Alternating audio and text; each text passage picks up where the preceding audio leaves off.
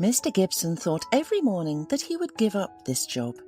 After all, he's already 64 years old. It's time to rest. And yet, day after day, he went through the forest like a madman, working as a gamekeeper. They couldn't find a replacement for him yet. Mr. Gibson's whole life had passed in the forest. When he came back from the army, they convinced him to work in the district forest as a gamekeeper. He loved his job and couldn't imagine himself without it. It was in the forest that he met Mary, his future wife. It was quite funny. They lived in the same village but had never seen each other. Mary had just come from the city to her grandmother's for the summer. She went to the forest for berries and got lost. She was sitting on a stump crying, and then Mr. Gibson came out of the spruce grove. He saw the girl sitting there, approached her, calmed her down, and they got to know each other. Then they returned to the village together, and Mary never went back to the city. She married Mr. Gibson. Her parents were shocked.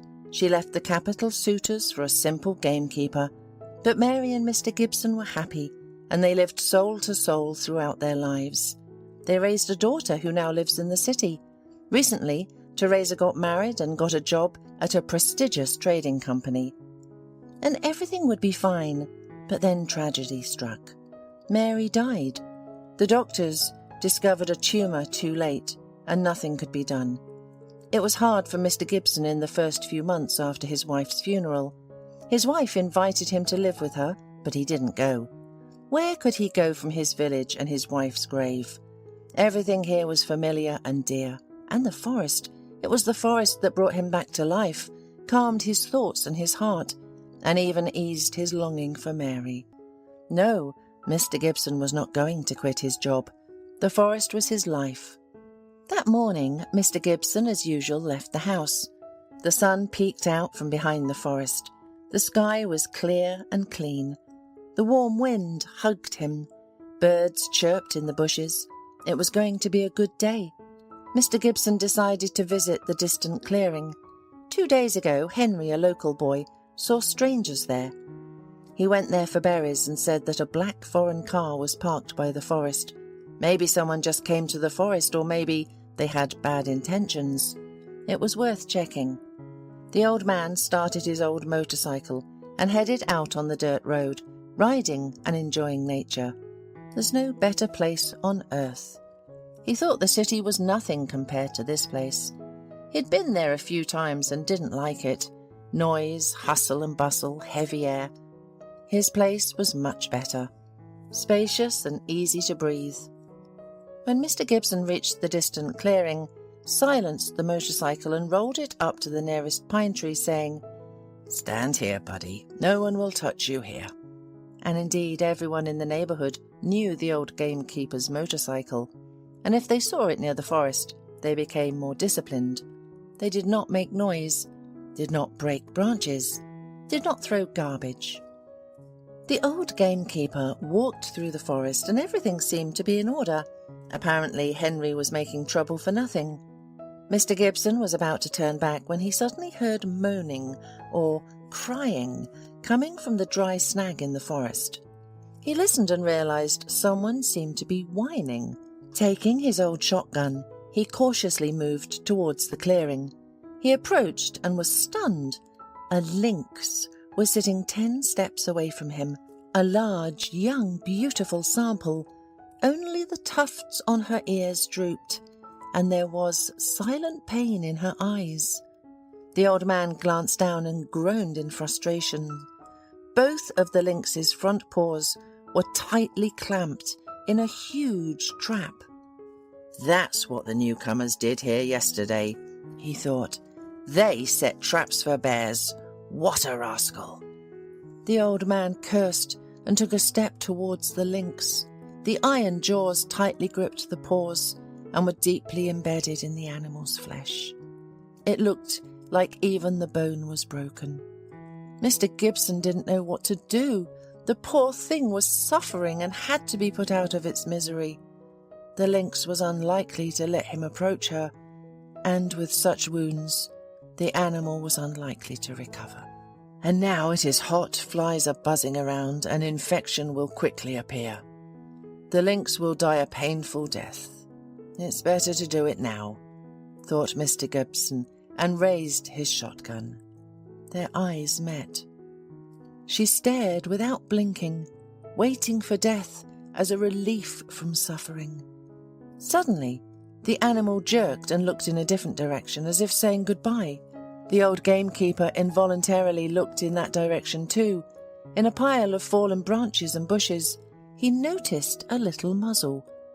A lynx cub, handled in the branches, froze, waiting for its mother's death. He understood everything and was ready to rush to help, but his mother had taught him to hide in the presence of humans. Humans meant death, so the lynx sat there motionless, not daring to disobey its mother's orders. Mr. Gibson lowered his gun. "All right, Mummy," he said calmly. "It looks like it's too early for you to die. We need to bring up your cub, and so, my friend, we'll figure something out." He walked up very close to the animal, sat down next to it on its haunches, and carefully examined the trap. The lynx, exhausted, hardly moved at all. It had lost a lot of blood and was very weak, only opening its mouth to reveal its sharp teeth. But even this it did weakly, without strength.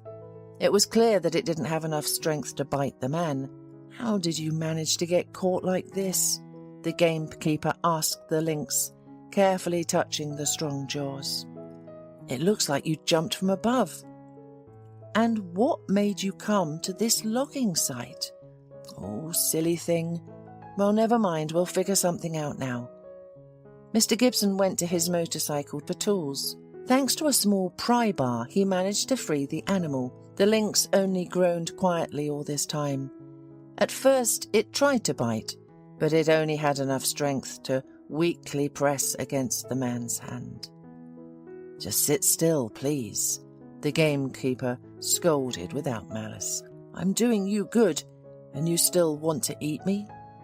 The lynx cub watched the man's actions from the bushes all this time, and only when Mr. Gibson freed the lynx, and it helplessly fell on the grass. The cub, disobeying all its mother's instructions, crawled up to it and, whining pitifully, snuggled up to its belly. "Your baby's hungry," the gamekeeper said, deliberately and strictly, "and you're lying there." And then he added more gently, "Well, never mind. We'll get you to my home now, feed everyone and nurse you back to health. Everything will be fine." He had decided to take the lynx with him when he was tinkering with the trap. After all, what was the use of freeing it? It wouldn't survive on its own. It needed the lynx's help. And under his supervision it would quickly recover in his barn, and the lynx cub would definitely survive. Otherwise, in the forest it had little chance. It was only about 2 months, no more. When the people in the village saw who the gamekeeper was carrying, they recoiled to the side. A beast's muzzle peered out from under the cover. "Mr. Gibson, is it dead?" shouted the neighbour from the porch of his house. "What do you mean, dead?" The old man raised his eyebrows. "It's still alive, just tired out too much. And look at this little addition." And the old man pulled the lynx cub out of his backpack. It only whimpered with fear and closed its eyes. "What are you going to do with it?" asked the neighbour, looking at the lynx, which was barely breathing. "Maybe it's better to put it out of its misery. And by the way, it has such a beautiful skin." "To put it out of its misery?" Mr. Gibson got angry. "I'll take care of it. God willing, it will recover." "And the cub? It's so small it will die," the neighbour persisted. "What are you going to feed it with? It probably still drinks milk from its mother." "You're getting on my nerves," the old man raised his voice. "I'll figure it out without you." Arranging the lynx and the cub on the straw in his barn, the old man said, "Remember, you must survive against all evil tongues. Otherwise, why did I drag you through the forest, straining myself? And you, little one, while I caught you at the logging site, tore my hands, so you must survive." The old man, the lynx and the cub were all going through a difficult time. There was a moment when Mr. Gibson had already given up hope. The wounds wouldn't heal and the fever persisted. No medicine helped. The local veterinarian advised shooting the animal, but the gamekeeper cursed him with so much profanity that the vet ran away far from the mad gamekeeper. And the lynx cub worried him. It wouldn't drink cow milk, it refused to suck from a bottle, and then suddenly Teresa, his daughter, called, and Mr. Gibson told her about his troubles. She quickly turned to the veterinarians in the capital who worked at the zoo. They advised the necessary antibiotics. Mr. Gibson managed to find them with difficulty in the district centre. The lynx cub was more difficult. It needed special formulas. And where to get them in their wilderness? That's when the old man decided to buy the simplest baby formula. It turned out that lynx cubs are just like babies, and they really love those formulas. The cubs started to get stronger and gain weight right before Mr. Gibson's eyes, and the lynx soon started to recover. The temperature went down and the wound began to heal. The bone was only broken in one leg, and over time she too began to recover. At first the old man fearlessly went into the barn to see his new pets, but soon realized that the lynx could forget all his kindness and attack him. It was, after all, a wild animal. He started to bring his gun with him, holding medicine in one hand and his weapon in the other. Fortunately, he never had to use it, as the lynx accepted him. Of course, when she regained her strength, the old man no longer gave her injections or bandaged her, but he was still wary. He mixed the medicine in with her food, and the lynx happily gobbled up the chicken and milk, carefully keeping an eye on Mr. Gibson. Meanwhile, the lynx cub played nearby, full and content. Then, in the fall, they suddenly disappeared from the barn. Mr. Gibson, as usual, came in the morning with food for his pets, but the barn was empty. He went outside and looked at his faithful dog, Ollie, who was sitting on a chain. So, our guests have left. Thank God. That means they have strength now. Mr. Gibson sadly smiled. Ollie only wagged his tail in response. To be honest, he didn't really like having the tenants in the barn, but since his owner welcomed them, he tolerated them. And he was also afraid of the huge cat that occasionally peeked out of the barn. One winter, Mr. Gibson was returning on skis from the forest when he suddenly felt someone's gaze from above. He looked up and froze. The lynx was sitting right in the tree, and the old man was right under the tree. Well, that's it, she'll attack. The old man only squared his shoulders, but he still reached for his gun. The lynx carefully jumped down next to him and approached the gamekeeper. She even wagged her tail a little. "It's you, my lynx!" the old man exclaimed. "What a beauty you've become! And where is your son? He must have grown up by now." Of course, the lynx didn't say anything to him. She just looked into his eyes, meowed, and jumped into the bushes. Later on the way back, the old man thought about this outstanding encounter. He couldn't believe the animal had not forgotten him. All winter, he occasionally met the lynx. She didn't come close, but she walked beside him as he toured the forest. Several times she even came into his yard. Ollie then protested, barking very loudly. 2 years passed. Mr. Gibson never quit his job. He kept an eye on the forest animals, and with him, the lynx also made her rounds. People were already laughing at him. He had gotten another dog. He just had to put it on a leash. "Why a dog?" "A cat," the hunter laughed. "She's not used to a leash, and not to human hands either. She only follows me from a distance." One summer, Mr. Gibson's daughter was going to visit him. By that time, she and her husband had a son, so the whole family wanted to visit the grandfather. Mr. Gibson was worried about travelling with a little child, but his daughter laughed. The airplane would get there in no time, and then it was just a short taxi ride to her parents' house. In short, the old man didn't persuade the young couple, and soon they arrived together. And he was happy about it. He didn't even try to hide it. Little Bobby was so cute and so tiny, He was only 6 months old, but he looked just like Mr. Gibson. Grandpa was overflowing with pride. Bobby was given a separate room, a small one near the kitchen, the warmest. It seems to be summer, but the baby does not need draught at all. Teresa and her husband James were accommodated in the next bedroom, and Mr. Gibson moved into the living room. In fact, in the small room he usually slept, but he gave up his place for his grandson. They spent time together cheerfully. He and his son-in-law often went fishing and mushroom picking. His daughter stayed home and took care of the baby. In the evenings they all sat under the old apple tree, had dinner and talked. The old man was resting his soul. It was a good idea for his daughter to visit him.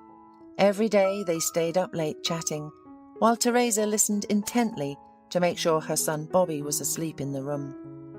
"Should we close the window?" Teresa worried. "I opened it for Bobby because it was stuffy. I'm afraid it might get drafty." "Don't worry," James reassured her. "It's stuffy outside and even more so inside. The child won't be able to breathe at all." "Yes, you're right," Teresa agreed. Later she went to check on her son. Mr. Gibson and his son-in-law were discussing their previous fishing trip, arguing about which tackle was better. Suddenly they heard Teresa's muffled scream and rushed into the house. Teresa stood on the threshold, pale as chalk. "There's a lynx sitting by Bobby's bed. I didn't notice it at first in the dark. Then its eyes started glowing.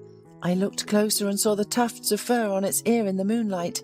It's sitting right by the bed and hissing at me," Teresa whispered. "I backed away so as not to anger it, but it's still there." "And what about Bobby?" James also turned pale. "He seems to be sleeping, snoring." "I heard him," Teresa replied. "Everyone, calm down," Mr. Gibson said slowly, stepping into the house, holding a thick club in his hands. "Dad, be careful," Teresa whispered. "It might attack you or Bobby." But Mr. Gibson didn't listen to her. He entered the room and saw a shadow flit by the open window. "It's my lynx," Mr. Gibson guessed, watching the animal disappear. He was limping slightly on his right paw. The lynx moved like this now, having been saved once by the gamekeeper, with its right paw, the one that was more severely wounded, apparently healing somewhat crookedly. The old man watched as the lynx moved away and mentally scolded himself. Why did he save this animal? Now it would clearly be circling around his house. Maybe it was jealousy. The gamekeeper didn't know, but he had no other explanation. "I should catch the animal," the gamekeeper decided. "Catch it and scare it with shots, maybe even hurt it." Mr. Gibson did not see any other way to drive the lynx away from his house and family. From that evening on, all the windows in the house were closed. Teresa and James only walked with Bobby in the yard, and they stopped going to the forest altogether. The mood was entirely ruined. Mr. Gibson noticed how his daughter was looking at the calendar, counting the days. She already wanted to leave her home as soon as possible. She was afraid for her son. But as it turned out, they were afraid of the wrong thing. One night, Mr. Gibson woke up to an unfamiliar noise. He listened. It seemed quiet. Maybe it was just a dream, he thought. He turned over to the other side, but he couldn't fall asleep. The old man decided to drink some water. He turned on the light in the kitchen, reached for the kettle, and froze. His gaze fell on the stairs that led from the kitchen to the attic. Above was a hatch, and on this staircase, Mr. Gibson saw distinct tracks. Large animal tracks. Definitely not cat tracks. Since the children arrived, Mr. Gibson's cat had been temporarily relocated to the barn. Teresa was afraid he might jump into the crib and scare the sleeping Bobby. Mr. Gibson took a closer look. It was a lynx. The old man's heart skipped a beat. How did it figure out how to enter the house through the attic? He had missed that. The door from the roof to the attic was open in the summer to ventilate it. There was a hatch in the attic that led to the house. In winter, the old man closed it with a latch to keep it from getting cold, but in summer, he removed the latch because he sometimes climbed up the stairs to the attic to dry mushrooms and berries there. The hatch could easily be lifted from the attic. But that's for a person. Could a wild animal really figure that out? On tiptoe, he walked to the children's room. At the door, he heard a hiss. In the darkness, the greenish lights flashed again. The lynx was sitting by the crib and hissing. "Lynx, what are you doing?" the old man said softly, mentally scolding himself for going without a gun. But on the other hand, how could he shoot with the child sleeping nearby? "Lynx, go away." And then Mr. Gibson heard another sound, as if someone was crawling quickly on the floor. The old man couldn't bear it and turned on the light. Startled, he screamed. Something flashed between the floorboards. "Daddy!" he heard his daughter Teresa's frightened voice. "What happened?" Mr. Gibson turned his completely white face in fear toward his daughter and pointed to a small hole in the floor with a trembling hand. "What?" his daughter exclaimed, then saw the lynx and without hesitation rushed to the crib. "My little son!" The noise woke up little Bobby and he cried loudly. Teresa picked him up and ran out of the room. James was already running towards her with a gun. "I'll shoot her now, back off!" the man shouted and aimed. The lynx huddled in the corner and only its eyes sparkled. "Don't you dare!" suddenly shouted Mr. Gibson. "Don't shoot! She saved your son!" "How so?" James stared at the old man in bewilderment and lowered his gun. "She was protecting him from snakes." "Snakes? Father, where are the snakes here?" "I guess under the floor in the old cellar. I saw her slide in there just now." They approached the place that Mr. Gibson indicated. The lid of the old cellar was securely nailed shut, but there was a small hole next to it for the cat. James ran for a crowbar, and soon the lid was lifted. They looked inside and screamed in horror at the same time. Several snakes were wriggling in the cellar, glittering. A bunch of them. Apparently they had bred there. "What do we do with them?" asked James, bewildered. "We'll catch them," Mr. Gibson replied. "I'll get them all quietly." And he then went for a stick and a bag. And Lynx followed him. All this time the animal sat quietly in the corner. Now the lynx reached the stairs, calmly climbed it, pushed the latch with its nose, and quickly got out. The hatch closed. "That's how she comes." Mr. Gibson smiled and wondered. Since when has it been walking into the house through this hole? Oh, and he, an old gamekeeper, didn't notice anything. And he didn't notice the snakes either. He almost lost his grandson. James and Mr. Gibson were busy all night. At first, they caught all the snakes. They turned out to be quite poisonous. After dealing with them, the men inspected the cellar and realized how the snakes got into the house. There was a hole in the foundation, and so the vipers crept in here and lived here peacefully. "I wonder how long they've been here?" Teresa asked when all the work had been done by morning. Bobby was sleeping soundly, and the three of them were drinking tea in the kitchen. "Several months, that's for sure," Mr. Gibson replied and shook his head. "And I didn't notice anything." "But your lynx noticed everything," Teresa smiled. "It turns out she's been walking through this hole in the attic for a long time. It's obvious that she's perfectly oriented in the house. She was guarding you at night at first, and then our son." James shook his head in surprise. "What a clever girl! And I had a gun on her." "It's okay, we sorted it out," Mr. Gibson replied. "She thanked me for healing her and saving her son." "You saved her baby? And she saved ours?" said Teresa. "Animals understand everything. They just can't say it. And how you treat them, that's how they treat you," Mr. Gibson nodded. A week later, Teresa, with her son and husband, left. Mr. Gibson, who had returned from the airport, sat on the bench in front of the house and took a deep breath. Teresa was calling him to come with her again. He misses his family. But to come for a visit and to live are two different things. And then the bushes flashed with brushes. My Lynx came. Mr. Gibson smiled. No, I'm not going anywhere from here, as long as I have such protectors here.